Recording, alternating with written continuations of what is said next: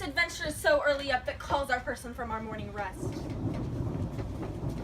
What should it be that is so shrieking aboard? Oh, the people in the street cry Romeo, some Juliet, and some parents, and all run with open outcry towards our monument. What fear is this which startles in our ears? Sovereign, here lies the county pair slain, Romeo dead, and Juliet dead before warm anew killed. Search, seek, and know how this foul murder comes. Here is the friar and Romeo's man, with instruments upon them to fit open these dead man's tombs. Oh heavens, oh wife, look how our daughter bleeds, for this dagger hath mistaken, for lo, his house is empty on the back of Montague, and it missheathered in my daughter's bosom.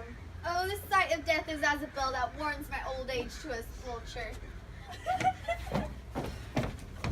Seal up the mouth of outrage for a while until we can clear these ambiguities and know their spring, their head, their true descent. And then will I be general of your woes and lead you even to death. Meantime, forbear and let mischance be slave to patience. Bring forth the parties of suspicion. I am the greatest, able to do the least, yet most suspected, at the time and place, doth make against me of this direful murder. And here I stand, both to impeach and purge, myself condemned and myself excused. Then say at once what thou dost not know in this. I will be brief, for my short date of breath is not so long as it is tedious tale. Romeo, there dead, was husband to that Juliet, and she, there dead, was his faithful wife. I married them, and their stolen marriage day was Sybil's doomsday, whose ultimate death banished the new made bridegroom from this city, from whom, and not for Tybalt, Juliet pined. You to remove that siege of grief from her betrothed, and would have married her perforce to county Paris. Then comes she to me, and with a wild look to bid me devise some mean to rid her from the second marriage. Or in my cell there would she kill herself.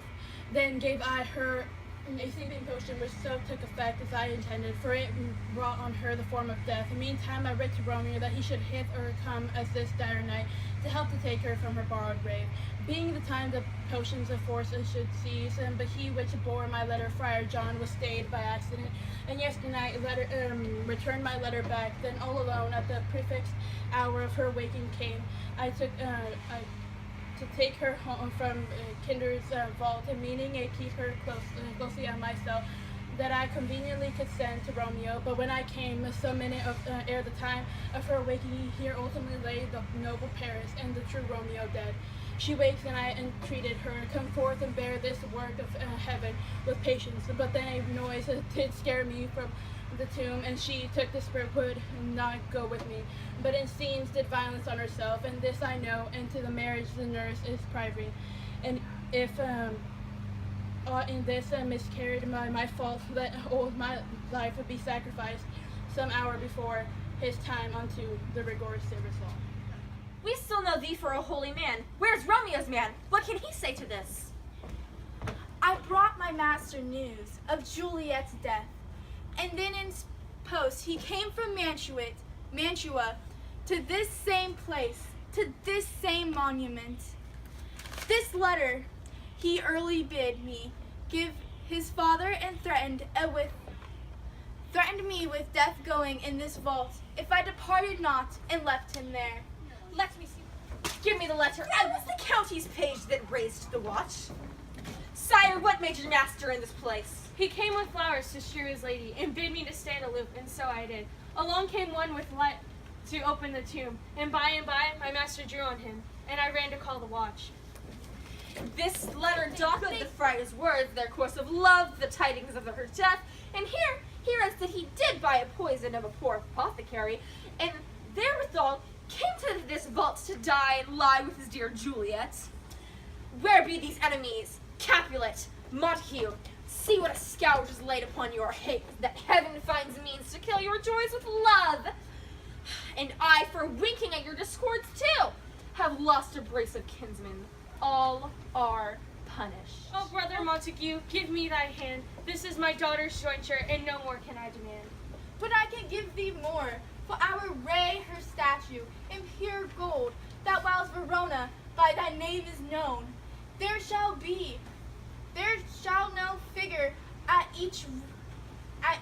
such rate be set as that of true and faithful True Juliet. shall Romeo knows by his lady's lie, poor sacrifices of our enmity.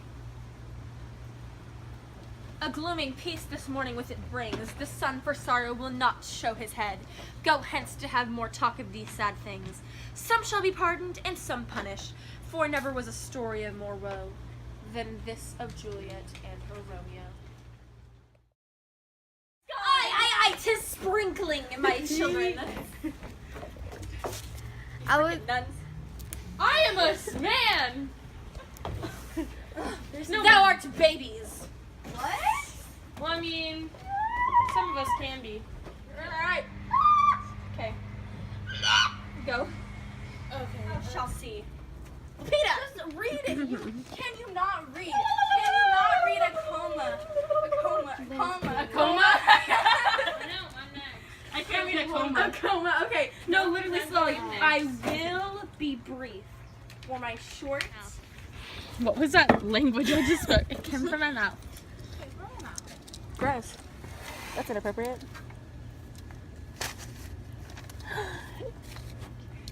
Fell right down. Guys, we got it! It has gum on it, but we got it.